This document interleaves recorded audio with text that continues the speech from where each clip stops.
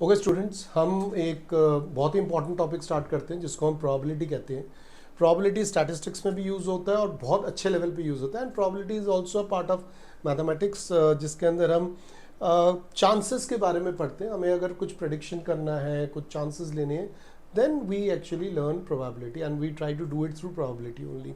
But before we get into probability, there are some important small topics which we need to cover, like permutation, combination. But before permutation and combination, we need to understand a very basic thing, that is factorial. अब factorial होता क्या? Let's understand that. I'll not get into the lot of depth of factorial, but just आपको समझ में आना चाहिए.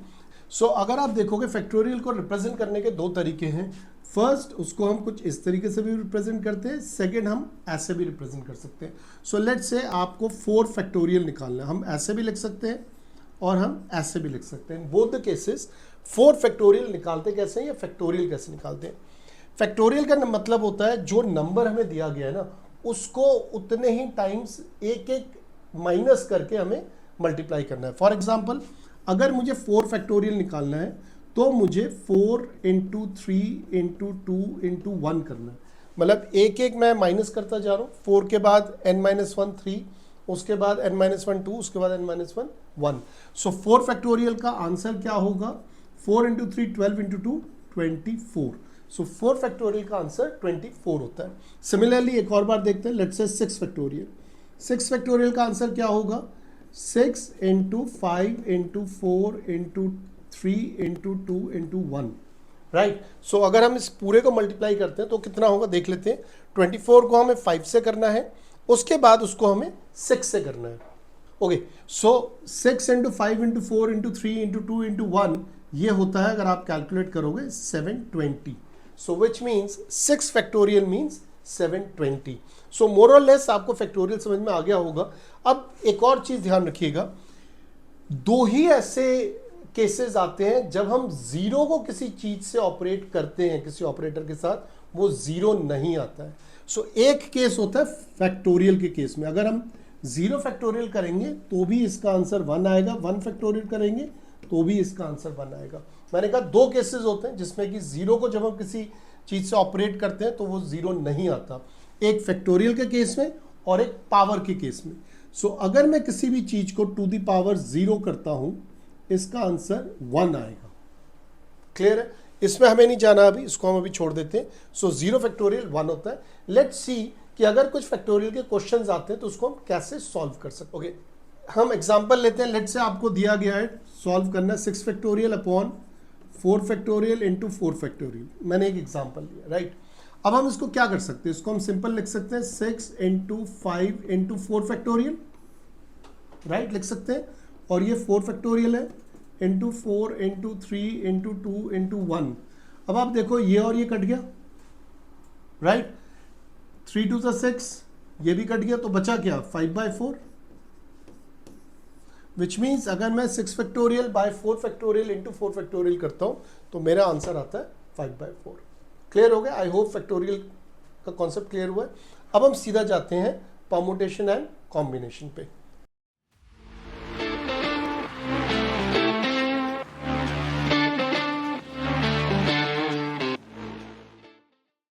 Okay, let's start with permutation and combination. उससे पहले हम परमुटेशन करते हैं, फिर हम कॉम्बिनेशन पे जाएंगे. राइट.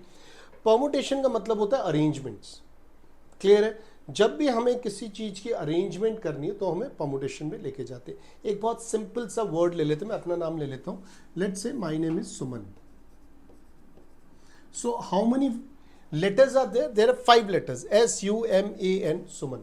अब अगर क्वेश्चन ये आता है कि आपको मीनिंगफुल या कोई ऐसा वर्ड जिसका मीनिंग नहीं निकलता, कोई इशू नहीं है. इन 5 लेटर्स से हम कितने वर्ड्स बना सकते हैं, चाहे वो मीनिंगफुल हो या चाहे मीनिंगफुल वो ना हो. सिंपल है, अरेंजमेंट है. इन दैट केस हम क्या करेंगे? 1 2 3 4 5. So we have got 5 letters. इसका आंसर आ जाएगा 5 फैक्टोरियल. 5 फैक्टोरियल क्या होता है? 5 into 4 into 3 into 2 into 1, which is 120. There are 120 ways or 120 words, different words, meaningful or बिना मीनिंग के हम SUMAN सुमन वर्ड से बना सकते हैं, राइट। सिंपल परमुटेशन का एक क्वेश्चन मैंने आपको बताया। ओके, अब हम इसमें थोड़ा सा चेंज करने की कोशिश करते हैं। लेट्स से सुमन का नाम जो है सुमान है, ठीक है ना, मैंने यहां पे डबल ए कर दिया। अब जब हम डबल ए कर रहे हैं, सबसे पहली बात है कि ये 6 लेटर्स हो गए। So how many letters are there? There are 6 letters. तो क्या मैं इसका आंसर 6 फैक्टोरियल कर दूं? चलो हम कर देते हैं 6 फैक्टोरियल। बट एक चीज देखो ना, ये जो दोनों ए है, इसको आप कहीं पे भी रखोगे बात तो एक ही होगा ना। तो वो पर्टिकुलर वर्ड जो बनेगा इस ए, इन दोनों के ए से, उससे कोई फर्क नहीं पड़ेगा। सो हमें इस पर्टिकुलर टोटल नंबर ऑफ जो आंसर आएगा उससे हमें डिवाइड करना पड़ेगा। विच मीन्स अगर ये 2 नंबर है, मीन्स 2 लेटर्स हैं जो बिल्कुल सेम है, उनको हम 2 से फैक्टोरियल से डिवाइड कर देंगे। Now this is the answer for the word Suman, जिसमें ए 2 बार ही आ रहा है। क्लियर हो गया? इसी को अगर मैं थोड़ा और लगाता हूं, सुमान कर देता हूं, लेट्स से SUMAAAN। बताओ इसका क्या आंसर होगा? सिंपल है, क्योंकि ये 1 2 3 4 5 6 7 है, तो 7 फैक्टोरियल। और ए कितनी बारी है? 3 बारी है, 3 फैक्टोरियल से डिवाइड कर दो, 3 फैक्टोरियल। तो ये आपका आंसर हो गया। Simple, great. अब थोड़ा सा इसको चेंज करते हैं। अब हम इसमें थोड़ा सा और खेलते हैं। लेट्स से कि आपके सुमान में SW है, M है और AAN है। Let's say this is the name now. So how many letters are there? 1 2 3 4 5 6 7। So total 7 letters है, विच मीन्स 7 फैक्टोरियल तो पक्का आएगा, ठीक है ना। अब 2 लेटर्स हैं जो सिमिलर है, विच मीन्स U 2 लेटर्स है, 2 फैक्टोरियल, A 2 लेटर है, 2 factorial. So 7 factorial in all. उसके बाद 2 फैक्टोरियल, क्योंकि दोनों हैं उसको आप डिवाइड कर दो, जो भी इसका आंसर आएगा ये आपका आंसर आएगा। क्लियर हो गया? थोड़ा सा और गेम खेलते हैं। सपोज करो इसी को हम ये बोलते हैं, लेट्स से हमारा ये नाम है, क्लियर, कोई इशू नहीं, ये नाम है। अब क्वेश्चन में ये बोला गया है कि आप टोटल नंबर ऑफ वर्ड्स बनाने हैं जिसके अंदर सारे के सारे वोवल्स एक साथ है। अब वोवल्स क्या क्या है? यू और ए। अब ये चारों एक साथ रहेंगे, हमेशा ध्यान रखना, ठीक है ना। एक साथ रहने का मतलब क्या हुआ? SUUAAM और N, कुछ इसी टाइप से बनेगा। ये पूरा अब आपका एक बॉक्स में चला गया, ठीक है। तो इसको आप एक लेटर मान के चलिए। So how many letters are there? 1 2 3 4, which means अब आपके पास सिर्फ 4 ही लेटर्स है, क्योंकि ये चारों हमेशा इकट्ठे रहेंगे, इनको हम अलग नहीं कर सकते। तो अगर नहीं कर सकते तो इन चारों का क्या हो गया? 4 फैक्टोरियल। बट क्या ये आंसर है? बिल्कुल भी नहीं है। क्यों आंसर नहीं है? क्योंकि ये जो आपस में है भाई, ये भी तो आपस में ऊपर नीचे करेंगे। सो ये 4 है तो multiplied by 4 factorial. But again क्योंकि U2 है, A2 है, तो हम इसको डिवाइड भी कर देंगे 2 फैक्टोरियल और 2 फैक्टोरियल से। I believe this is simple. मैं दोबारा रिपीट करता हूं, मुझे वर्ड दिया गया सुमान, जिसके अंदर SWMAAN है, और मुझे यह बोला गया सारे vowels they are all coming together. अगर सारे वॉवल्स इकट्ठे आ रहे हैं तो मैं सबसे पहले तो सारे वॉवल्स को एक साथ ले लेता हूं, इसको एक बॉक्स बना देता हूं, क्योंकि ये अलग नहीं हो सकते। Which means now instead of my having 7 letters, now the total letters are only 4, क्योंकि ये एक बॉक्स में आ गया। So which means 4 factorial. अब ये चारों भी तो आपस में आगे पीछे होंगे ना, तो उसका 4 फैक्टोरियल हो गया। ये क्योंकि U और A 2-2 बार ही आ रहा है, तो वो डिवाइड होगा 2-2 से। So this is going to be your answer. I believe आप लोगों को समझ में आ गया होगा। ओके, अब थोड़ा सा एक अलग टाइप का क्वेश्चन देखते हैं। लेट्स से हमारे पास 3 चेयर्स हैं, ठीक है ना, और 4 स्टूडेंट्स हैं जो इन चेयर्स में जाना चाहते हैं। Again a question of arrangement, ठीक है ना। 3 चेयर्स है और 4 स्टूडेंट है जो इन चेयर्स को ऑक्यूपाई करना चाहते हैं। But at the end of the day chair तो ऑक्यूपाई 3 स्टूडेंट ही कर पाएंगे, क्योंकि 3 ही चेयर्स हैं, ठीक है ना। अब इससे पहले कि मैं फॉर्मूला आपको समझाऊं कि परमुटेशन का फॉर्मूला क्या होता है, एक बार करके देखते हैं। अब आप मुझे बताओ, सबसे पहले चेयर को अगर सबसे पहले चेयर पे जाके बैठना है तो इन चारों में से चारों के पास ऑप्शंस है। तो पहले चेयर में चारों बंदे जाके बैठ सकते हैं, विच मीन्स इसको मैं 4 ले लेता हूं। 4 तरीके हैं पहले चेयर को ऑक्यूपाई करने का। दूसरे चेयर को ऑक्यूपाई करने का कितने तरीके हैं? लेट्स से कि इस बंदे ने पहला चेयर ऑक्यूपाई कर लिया, अब दूसरे चेयर को ऑक्यूपाई करने के कितने तरीके हुए? 1 2 और 3, विच मीन्स तीन तरीके हुए। लेट्स से इस चेयर को इसने ऑक्यूपाई कर लिया, अब बचा एक चेयर, बट इस एक चेयर को ऑक्यूपाई करने के कितने तरीके हुए? एक और दो तरीके हुए। This is your answer, simple, 12 to 24। सो अगर आपको इस टाइप की अरेंजमेंट मिलती है जिसके अंदर चेयर्स अलग है, नंबर ऑफ चेयर्स, और नंबर ऑफ पीपल अलग है, अगर ऐसा कुछ मिलता है then this is your answer, simple. I hope आपको समझ में आ गया होगा। ओके, सो अब आप लोगों को आइडिया लग गया होगा, परमुटेशन कोई बहुत ज्यादा मुश्किल नहीं है।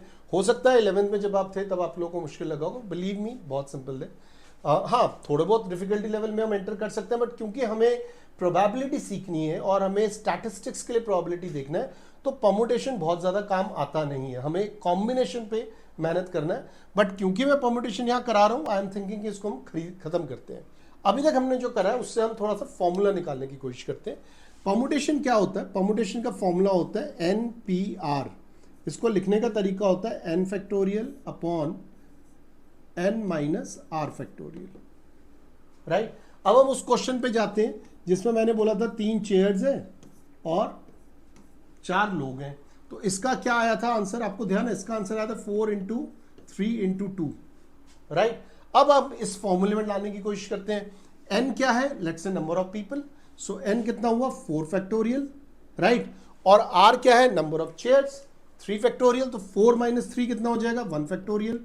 अब इसका क्या आंसर होगा? 4 × 3 × 2 × 1, which is 6 4s are 24, this is also 24।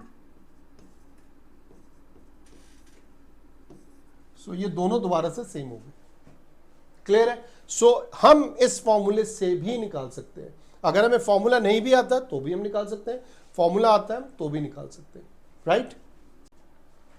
अब हम देखते हैं फॉर्मूले को यूज करके पहले वाले क्वेश्चन हम कैसे निकाल पा रहे थे। पहले याद है मैंने क्या बोला था? SUMAN, इसमें क्या है? 5 फैक्टोरियल सीधा सीधा लग जाता है, राइट। तो इसके अंदर R भी 5 है, आपका N भी 5 है, तो उस केस में क्या होगा? 5 factorial upon 5 - 5 factorial, which is equal to 5 factorial upon 0 factorial. Again the answer is 5 factorial, so again you will get the same answer. So आप चाहे फॉर्मूला लगाओ या फॉर्मूला नहीं लगाओ, अगर आप बिना फॉर्मूले लगा के भी कैलकुलेट कर सकते हैं तो भी चलेगा, आंसर आपका दोनों ही केस में सेम आएगा। अब एक लास्ट और क्वेश्चन कर लेते हैं, इसके बाद हम सीधा कॉम्बिनेशन पे चल पड़ेंगे। कई बार ऐसे क्वेश्चन आते हैं कि सिटिंग अरेंजमेंट आ जाती है, सर्कल में बैठे हैं, ठीक है ना। सो सर्कल में कुछ लोग बैठे हैं, 1 2 3 4 5 6 7, so there are 7 people, they are sitting on in a circle, और हमें निकालना है कि अब आप बताओ कि कितने तरीके से इन सातों को हम सर्कल में बिठा सकते हैं। आप बोल सकते हो कि सर इसमें करना ही क्या है, आप ना 7 फैक्टोरियल ले लो और आंसर खत्म हो गया। थोड़ा सा कैच है, क्योंकि सर्कल है, सर्कल के लिए आपको एक पॉइंट फिक्स करना पड़ेगा तभी वो सर्कल बनेगा। उसका मतलब क्या हुआ? इन 7 में से एक बंदे को आपको फिक्स करना पड़ेगा। लेट्स से मैं इस बंदे को फिक्स कर देता हूं, राइट। तो बाकी कितने बचे? 7 - 1 = 6, बाकी कितने बचे? 6। तो इसका आंसर क्या आ जाएगा? 6 factorial. So instead of 7 factorial the answer would be 6 factorial. This is the only change, right? I hope आपको permutation combination समझ में आ गई है।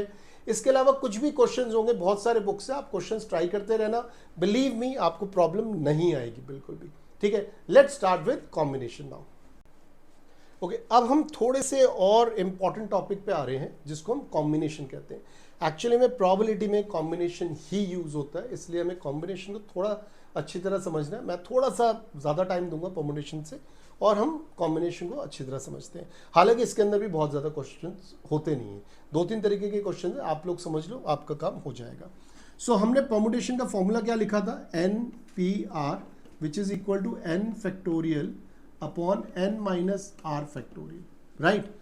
कॉम्बिनेशन का क्या फॉर्मूला होता है? Let's understand. कॉम्बिनेशन का फॉर्मूला होता है n factorial upon n minus are factorial upon R factorial, right. या इसको हम ऐसे भी लिख सकते हैं, NPR अपॉन आर फैक्टोरियल। सो ये फॉर्मूला है, आप लोग प्लीज इस फॉर्मूले को लिख लो, फिर हम आगे इसके क्वेश्चंस करते हैं। ओके, सो कॉम्बिनेशन का फॉर्मूला आपने लिख लिया होगा। अब हम कॉम्बिनेशन के कुछ क्वेश्चंस करते हैं। एक मैं आपको सिंपल क्वेश्चन कराने की कोशिश करता हूं जिससे आपको समझ में आ जाएगा कि अरेंजमेंट क्या है, मतलब कि परमुटेशन कहां लगना है और कॉम्बिनेशन क्या है, ठीक है ना।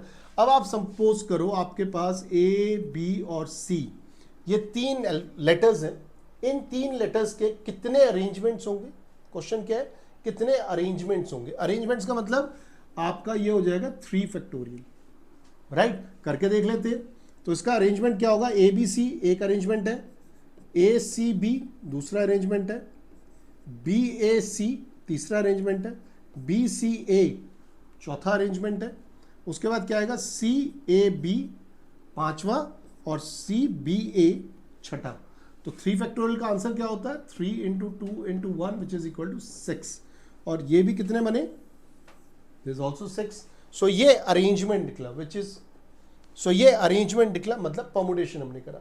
अब अगर मैं कॉम्बिनेशन की बात करता हूं, कॉम्बिनेशन मतलब तीनों होने चाहिए बट तीनों की जगह कोई फिक्स नहीं है, कोई भी जगह ले सकता है। That is what combination is. मतलब मैं एक ऐसी टीम बना रहा हूं, कमेटी बना रहा हूं, ग्रुप बना रहा हूं जिसमें 3 जनों की जरूरत है, बट वो तीनों की कोई अरेंजमेंट के बात हम नहीं कर रहे हैं, ठीक है? विच मीन्स ये हो, ये हो, ये हो, ये हो, ये या ये 6 के 6 में एबीसी आ रहा है, विच मीन्स अगर मुझे कोई फिक्स्ड अरेंजमेंट नहीं करनी, दैट मीन्स ये सारे कॉम्बिनेशन है।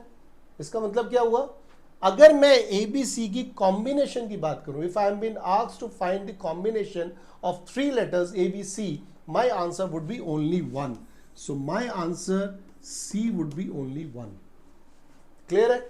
अरेंजमेंट 6 है, कॉम्बिनेशन 1 है। आई होप ये आपको समझ में आया होगा। ओके, थोड़ा सा आगे बढ़ते हैं। थोड़ा सा हम डिफिकल्ट तो नहीं बोलूंगा बट थोड़े से अलग से क्वेश्चंस लेते हैं कॉम्बिनेशन में। कॉम्बिनेशन में ज़्यादातर क्वेश्चंस आते हैं कमेटी के, ठीक है ना? कमेटी देखते हैं क्या होता है। आप लोग स्कूल में हो, कॉलेज में हो, आप सबके कुछ ना कुछ कमेटीज़ बनते हैं। जैसे कॉलेज में बहुत कमेटीज़ बनते हैं, स्पोर्ट्स कमेटी बनती है, फूड कमेटी बनती है, बहुत सारी कमेटीज़ बनती है। और वो कमेटीज़ किन से बनते हैं? वो कमेटीज़ आप स्टूडेंट्स के ग्रुप से ही बनते हैं, ठीक है ना? लेट्स से एक स्कूल, एक क्लास में 60 स्टूडेंट्स हैं। अगर एक क्लास में 60 स्टूडेंट्स, और इसका हमें बाइफिकेशन दे रखा है, 60 में से 40 गर्ल्स हैं और 20 बॉयज हैं, ठीक है? ये हमारी बाइफिकेशन भी है। अब हमें ये बोला गया है कि हमें एक कमेटी बनानी है जिसमें 5 स्टूडेंट्स होने चाहिए। क्लियर है? अब धीरे धीरे आगे बढ़ते हैं। हमें क्या बनाना है? कमेटी 5 स्टूडेंट्स की। अगर हमें कुछ भी बाइफिकेशन नहीं दिया हुआ, हमें बोला है कि 60 स्टूडेंट्स हैं, आपको 5 की कमेटी बनानी है। सिंपल फॉर्मूला क्या होता है? NCr is equal to n factorial upon n minus are factorial into r factorial. इसमें एन क्या है? 60 है, so which means 60 factorial upon r क्या है? 5 है, 60 माइनस 5 factorial into 5 factorial, which means 60 factorial upon 55 factorial into 5 factorial. ये मेरा आंसर आ गया, सिंपल।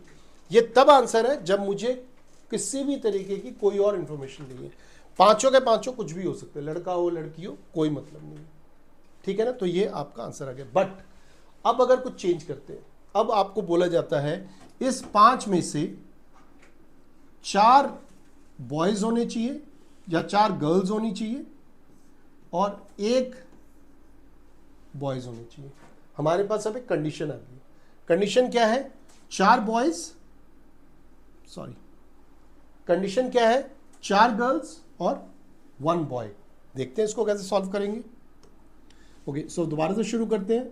60, 40 गर्ल्स, 20 बॉयज, कमेटी बनानी है 5 की, गर्ल्स 4 होनी चाहिए, बॉयज 1 होना चाहिए। So this should be the exact committee. अब मेरे पास क्या है? मैं इसको थोड़ा सा अलग चलूंगा। अच्छा, इसमें आने से पहले एक छोटा सा एक और कॉन्सेप्ट आपको समझना पड़ेगा, जिसको हम बोलते हैं एंड या और। हम एंड कहां यूज करेंगे आप समझो। हमें 5 की कमेटी बनानी है और हमें क्या बोला गया है कि 4 बच्चे होने चाहिए जो कि गर्ल्स हो, 1 होना चाहिए जो कि बॉय हो। मतलब एंड ये 5 कब बनेगा? जब ये भी होगा और ये भी होगा तभी 5 बन पाएगा, अदरवाइज तो 5 नहीं बनेगा। सो ऐसे केस में हम एंड लगाएंगे। एंड में क्या लगता है? And operator is multiply, right? अब ऐसे ही एक और ऑपरेटर आता है जिसको हम बोलते हैं और ऑपरेटर। और में हम इसको मल्टीप्लाई की जगह क्या करेंगे? प्लस लगाएंगे, ठीक है? एंड और को हम थोड़ा सा और समझते हैं। ये जो ऑपरेटर है ये एंड का है, तो हम पहले एंड करके देखते हैं। सो हमें 40 में से 4 गर्ल्स चाहिए। कैसे निकलेगा? 40C4 simple. एक और बचा है, हमें 20 बॉयज में से एक चाहिए, ठीक है, क्योंकि दोनों चाहिए, एंड है, 5 चाहिए, 4 + 1 5 होगा, तो ये मेरा आंसर हो गया, सिंपल। ओके, सो हम इस क्वेश्चन को थोड़ा सा और चेंज करते हैं। देखो क्वेश्चन क्या था, अगेन मुझे बार बार क्वेश्चन लिखना पड़ रहा है। 40 20 40 गर्ल्स 20 बॉयज, और हमें कमेटी बनानी है 5 की, कमेटी बनानी है 5 की। इससे पहले हमने क्या देखा था कि 4 बॉयज थे और 4 गर्ल्स चाहिए था, 1 बॉय स्पेसिफिक, हमने सिंपल एंड लगाया, हमारा काम खत्म। क्वेश्चन को मैं चेंज करता हूं, मैं ये कहता हूं एट लीस्ट 3 गर्ल्स। मैं क्या बात कर रहा हूं, एट लीस्ट 3 गर्ल्स की। अब देखो इसमें केसेस क्या बनेंगे, लेट्स अंडरस्टैंड द केसेस। इसके अंदर नंबर ऑफ केसेस देखो क्या बनेंगे। पहला केस क्या बनेगा, 3 गर्ल 2 बॉयज, ठीक है ना, हमने एटलीस्ट 3 गर्ल्स है, विच मीन्स सेकेंड केस क्या बनेगा, 4 गर्ल्स 1 बॉय, क्योंकि 4 में भी 3 तो है ही ना, एटलीस्ट 3 चाहिए। थर्ड क्या बनेगा, 5 गर्ल्स नो बॉयज। तो अब आप देखो आपके पास 3 केसेस हैं, ठीक है ना, बट इन तीनों में से एक ही हो सकता है, तीनों नहीं हो सकते हैं। सो विच मीन्स जब मैं आंसर फाइनल निकालूंगा तो मुझे इस केस को भी निकालना पड़ेगा, इस केस को भी निकालना पड़ेगा, इस केस को भी कैलकुलेट करना पड़ेगा, उसके बाद तीनों केसेस को मैं ऐड करना है, क्योंकि ये और फैक्टर आ गया, या तो ये होगा या ये होगा या ये होगा। सो यहां हम और निकालते हैं, सिंपल तरीका है, 3 गर्ल्स 2 बॉयज, 3 गर्ल्स कितने में से 40, 3 girls multiplied by 22 boys plus 4 girls multiplied by 21 boy plus 45 girls. So ये आपका टोटल आंसर आ गया, आप कैलकुलेट करके आंसर दे सकते हैं। सो आई होप अब आपको क्लियर हो गया होगा कि हमें प्लस कहाँ लगाना है और हमें मल्टीप्लिकेशन कहाँ लगाना है। इसी क्वेश्चन में मैंने आपको करके समझा दिया है, जहां पे दोनों की जरूरत है हमें मल्टीप्लाई करना है, जहां पे ईदर और है, दोनों में से एक लेना है, वहां हमें प्लस ऐड करना है, राइट।